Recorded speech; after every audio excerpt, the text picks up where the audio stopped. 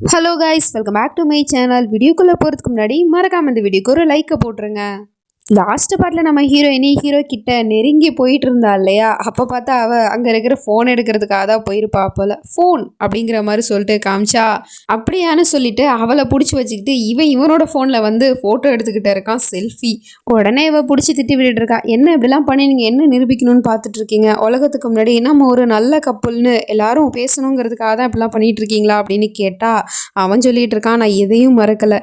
நீ என்னை இந்த கையால் தானே அரைஞ்ச, எந்த கையால் நீ அரைஞ்சியோ அதே கையால் என்ன நீ கூடிய சீக்கிரத்தில் கட்டி அனுப்பது நடக்க தான் போகுது அப்படிங்கிற மாதிரிலாம் சொன்னால், அது நடக்காது, உனக்கும் எனக்கும் டைவர்ஸ் தான் நடக்கும், அதை நீயே கொடுக்குற மாதிரி நான் செய்வேன் அப்படிங்கிற மாதிரி சொல்லிட்டு இவங்கிட்ட சவால் விட்டுட்டு அதுக்கப்புறமா 2 பேரும் போயிட்டு தூங்க போயிடுறாங்க. இப்படி இவங்க 2 பேரோட ஃபர்ஸ்ட் நைட் போயிடுச்சு. அந்த பக்கம் தங்கச்சிக்காரிக்கும் கல்யாணம் ஆச்சு இல்லையா, ஸோ அதனால அவள் வந்து மாப்பிள்ளைக்காரனுக்காக வெயிட் பண்ணிக்கிட்டு இருக்கா. பார்த்தா அவனுமே வரான், ஃபுல் போதையில் வரான், நல்லா குடிச்சிட்டு. என்ன சமீர், இன்னைக்கு நீ குடிச்சிட்டு வந்திருக்கியா? எதுக்கு இப்படிலாம் பண்ணிக்கிட்டு இருக்கா? நம்ம ஒரு புது வாழ்க்கையை தொடங்க போகிறோம், அதுவும் இல்லாமல் ஃபர்ஸ்ட் நைட் அதுமா குடிச்சிட்டு வந்திருக்கே, இதெல்லாம் நல்லாவா இருக்குது அப்படிங்கிற மாதிரி கேட்டால் அவன் உடனே கேட்குறான், நமக்குள்ளே தான் ஃபர்ஸ்ட் நைட் ஆல்ரெடி முடிஞ்சிருச்சே, அப்புறம் என்ன புதுசாக ஃபர்ஸ்ட் நைட் வேண்டி கிடக்குது, போய் படுத்து தூங்கு அப்படிங்கிற மாதிரி சொல்லிட்டு அவன் இவளை வேண்டாம் வெறுப்பாக தான் நான் கல்யாணம் பண்ணிக்கிட்டான் பணத்துக்காக. ஸோ அதனால அவள் கூட வாழலாம் விருப்பம் இல்லை. அந்த வெறுப்பில் பேசிட்டு அவன் போயிட்டு தூங்க போயிடுறான். இவளுக்கு ரொம்ப கஷ்டமாக இருக்குது, பயங்கரமாக அழுதுட்டு இருக்கா. இப்போ மார்னிங் ஆகிடுச்சு. காலங்காத்தில் நம்ம ஹீரோ கண்ணு முழிச்சு பார்க்குறான். இவன் என்னடானா பக்கத்தில் க்ளோஸாக படுத்துட்டு இருக்கா. அவளும் தூங்கி முழிச்சிட்டு அவன் மேலே கையை போட்டுக்கிட்டு குட் மார்னிங் பேபி அப்படிங்கிற மாதிரிலாம் சொல்லிட்டு பேசிகிட்டு இருக்கா. உடனே அவன் பிடிச்சி கையை தட்டி விட்டுட்டு அதுக்கப்புறமா குளிக்க போயிடுறான். வந்து பார்த்தா புருஷங்காரனுக்கு டை எடுத்து கொடுத்துட்ருக்கா. அதுக்கப்புறம் வந்து அவனுக்காக ஸ்பெஷலாக அவனுக்கு பிடிச்ச சாப்பாடெலாம் செஞ்சு வச்சுக்கிட்டு இருக்கா.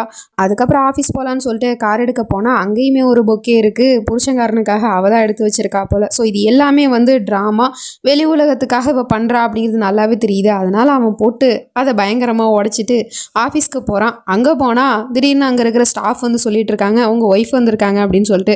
பார்த்தா நம்ம ஹீரோயினி தான் லஞ்ச் எடுத்துகிட்டு வந்திருக்கா. அதை பார்த்துட்டு இவனுக்கு பயங்கரமாக கோந்துருது.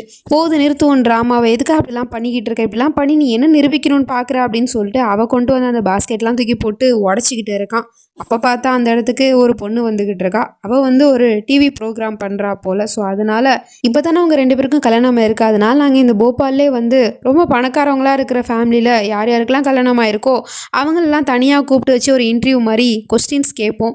அதில் அவங்க எல்லா கொஸ்டின்ஸ்க்குமே கணவன் மனைவி 2 பேருமே அண்டர்ஸ்டாண்ட் பண்ணிக்கிட்டு கரெக்டாக பதில் சொல்லிட்டாங்க அப்படின்னா அவங்களுக்கு இந்த போபாலில் பெஸ்ட்டு ஜோடிங்கிற ஒரு டேக் கொடுப்போம். நீங்கள் இந்த ப்ரோக்ராமில் கலந்துக்கிறீங்களா அப்படிங்கிற மாதிரி சொல்லிட்டான். அவன் இதிலலாம் எனக்கு பெருசாக இன்ட்ரெஸ்ட் இல்லை, அதனால வேணான்னு சொல்லிடுறான். ஆனால் நம்ம ஹீரோயினியும் விடுறதா இல்லை, கண்டிப்பாக கலந்துக்கிறோம், ஒன்றும் பிரச்சனை இல்லை, அப்புறம் நாங்கள் தான் இந்த போட்டியில் ஜெயிப்போம் அப்படிங்கிற மாதிரிலாம் சீனை போட்டு பேசிகிட்டு இருக்கா. உடனே அந்த பொண்ணும் சரி ஓகே நான் பேரை எழுதிக்கிறேன், நாளைக்கு இந்த ப்ரோக்ராமை உங்கள் வீட்டிலே பண்ணிக்கலாம், நாங்கள் வரோம் அப்படிங்கிற மாதிரி சொல்லிட்டு அந்த பொண்ணு அங்கே இருந்து போயிடுறா. அதுக்கப்புறம் நம்ம ஹீரோயினி கிட்ட சொல்லிட்டு இருக்கான், நீ இந்த போட்டியில் ஜெயிப்பன்லாம் கனவு கண்டுட்டு இருக்காத, ஏன்னா நான் ஒன்றை ஜெயிக்க விட மாட்டேன், நீயே யோசிச்சு பார்ப்ப, நம்ம தேவையில்லாமல் எல்லாருக்கு முன்னாடி இந்த போட்டியில் கலந்து அசிங்கப்பட்டோமோ அப்படிங்கிற மாதிரி யோசிக்க வைப்பேன் அப்படிங்கிற மாதிரி சொல்லிட்டு சவால் விட்டுட்டு போயிட்டு இருக்கான்.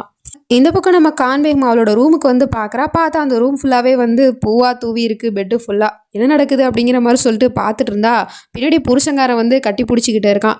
என்ன இஷாந்த், இந்த நேரத்தில் நீங்கள் இங்கே இருக்கீங்க, ஆஃபீஸ் போகலையா அப்படின்னு கேட்டால், இல்லை நான் ஆஃபீஸ்க்கு போகலை, இன்றைக்கி ஃபுல்லாக நான் உங்க கூட தான் இருக்க போகிறேன் அப்படிங்கிற மாதிரி சொல்லிட்டு அவளை கைத்தாங்கலாம் அழைச்சிட்டு போயிட்டு பெட்டில் உட்கார வச்சுட்டு அப்புறம் அந்த ஃபர்ஸ்ட் நைட்டுக்கான ஏற்பாடு தானே பண்ணியிருக்கான். ஸோ அந்த வேலையை ஸ்டார்ட் பண்ணுறதுக்காக அவகிட்ட நெருங்கி போயிட்டுருக்கான். ஆனால் அவளுக்கு இதில் சுத்தமாக விருப்பம் இல்லை. அவனை எப்படியாவது தடுக்கணும்னு தான் பார்த்துட்ருக்கா. பட் ஏன் என்ன காரணம் அப்படிங்கிறது தெரியல. அப்புறம் அவன் கிட்ட வரும்போது டக்குனு இவ வந்து மந்திரத்தை போட்டுட்ருக்கா. அதையும் மீறி அவன் கிட்ட வந்துக்கிட்டு இருக்கான். ஸோ இவன் மந்திரம் போட்டதுனால அங்கே இருக்கிற கிளாஸ் வந்து கீழே விழுந்து உடஞ்சிருது. அவளோட கால்லையுமே குத்திடுது. பயங்கரமாக கத்திக்கிட்டு இருக்கா, ரத்தவர் வந்துட்டுருக்கு. வழியில் துடிச்சிட்டு இருக்கும் போது இதோ வந்துடுறேன் அப்படின்னு சொல்லிட்டு அவன் இங்கேருந்து போயிடுறான். எல்லாம் ஒன்னால தாண்டா அப்படிங்கிற மாதிரி சொல்லிட்டு கோவப்பட்டு இருக்கா. அதே சமயம் இந்த பக்கம் பாட்டி கார்டனில் திரும்ப ஏதோ ஒரு கவரை கையில் வச்சிட்டு இருக்கா. அதாவது ஏற்கனவே இது மாதிரி ஒரு ஃபைலை வந்து போட்டு போனாங்க இல்லையா யாரோ, அதே மாதிரி இந்த தடவை கவரை போட்டு போயிருக்காங்க. அதில் என்ன இருக்குன்னு பார்த்தா கான்வேகம் நிறைய சூனியக்காரிங்க கூட மீட்டிங்கை போட்டுட்டு ஏதோ ரவுண்டு போட்டு பண்ணிட்டு இருந்தா இல்லையா, அதை தான் யாரோ ஃபோட்டோ எடுத்து வச்சிருக்காங்க. அந்த ஃபோட்டோ தான் பாட்டிக்கு கிடச்சிருக்கு. இதுக்கு என்ன அர்த்தம் அப்படிங்கிற மாதிரி சொல்லிட்டு பார்த்துட்டு இருக்கு. அதில் பார்த்தா இன்னொரு லெட்டருமே இருக்குது. அதை படித்து பார்த்தா அதில் தெளிவாக எழுதியிருக்கு, இப்போ அந்த கான்வேகம்க்கு சக்தி ஒன்றும் பர்மனெண்ட்டாலாம் கிடைக்கல, டெம்பரரியாக தான் கிடச்சிருக்கு. அதனால அவளோட சக்தியை அவள் உபயோகிக்கும் போது கண்டிப்பாக அவள் வந்து ஒரு விஷயத்தை இழக்க வேண்டியது இருக்கும் அப்படிங்கிற மாதிரி சொல்லிட்டு எழுதியிருக்கு.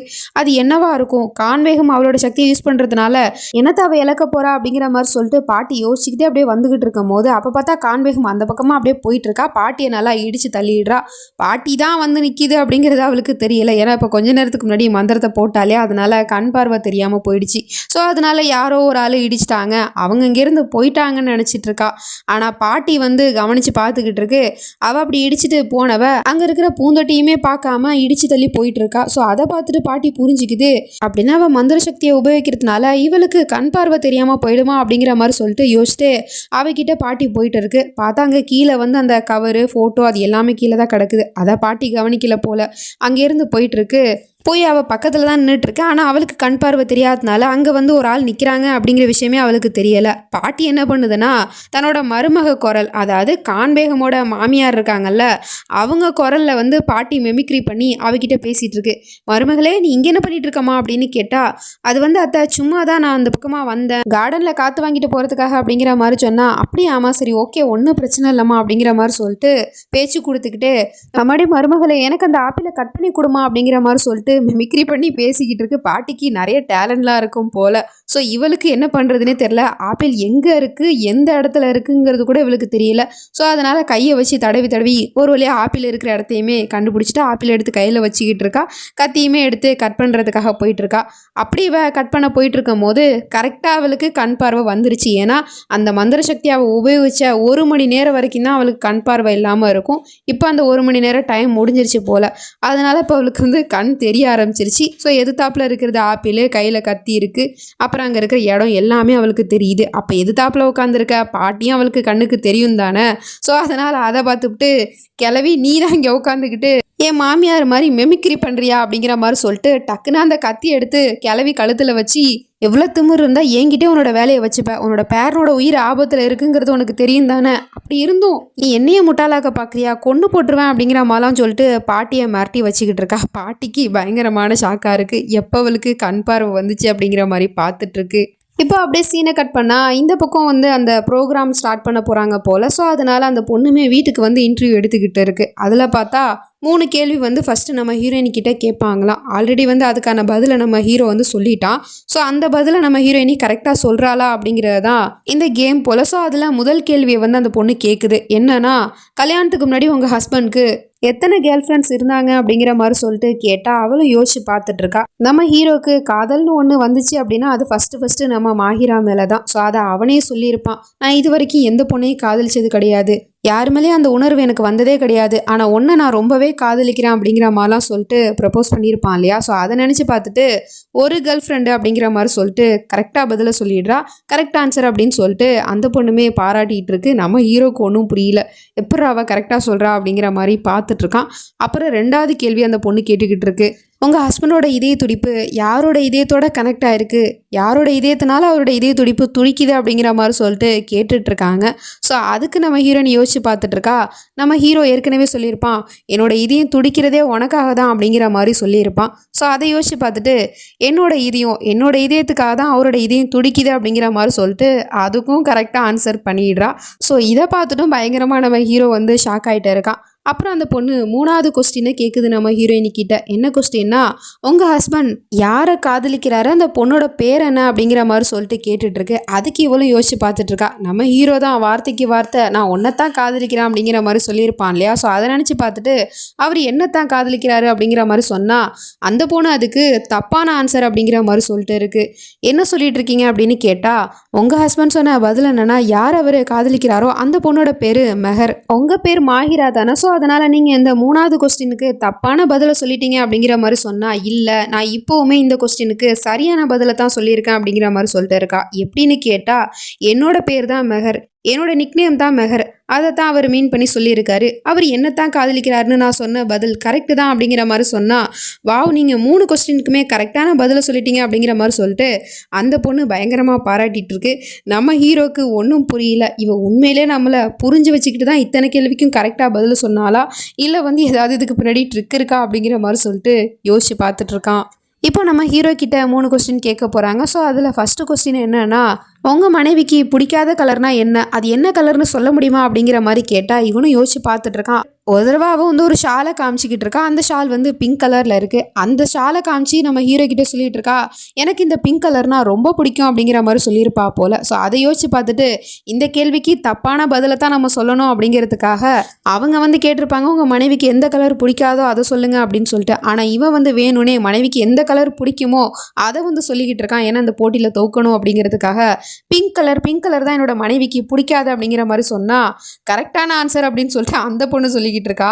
இவனுக்கு ஒன்றுமே புரியல. என்னது பிங்க் கலர் அவளுக்கு பிடிக்காதா, ஆனால் அவள் என்கிட்ட பிடிக்கும்னு தானே சொன்னா அப்படிங்கிற மாதிரி சொல்லிட்டு பார்த்துட்டு இருக்கான். அப்படின்னா நம்ம ஹீரோயினி வேணும்னே இவன் இப்படித்தான் வந்து பதில் சொல்லுவான் அப்படின்னு தெரிஞ்சுக்கிட்டு ஏற்கனவே இதெல்லாம் வந்து ஃபிக்ஸ் பண்ணிட்டு இங்கே வந்து உட்காந்துருக்க மாதிரி தான் தெரியுது.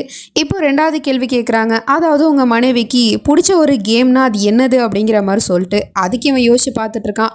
ஒரு நாள் இவன் வீடியோ கேம் விளாண்டுட்டு இருக்கும் போது அப்போ அதை பிடுங்கி வெறுப்பாக தூக்கி போட்டிருப்பா. ஐ ஹேட் திஸ் கேம், எனக்கு வீடியோ கேம்னாலே சுத்தமாக பிடிக்காது அப்படிங்கிற மாதிரி சொல்லிட்டு. ஸோ அதை யோசிச்சு பார்த்துட்டு அவங்க கேட்டது உங்கள் மனைவிக்கு என்ன கேம் பிடிக்கும் அப்படின்னு கேட்டிருப்பாங்க. ஆனால் இவன் வந்து வேணும்னே பிடிக்காத கேமை பற்றி சொல்லிக்கிட்டு இருக்கான்.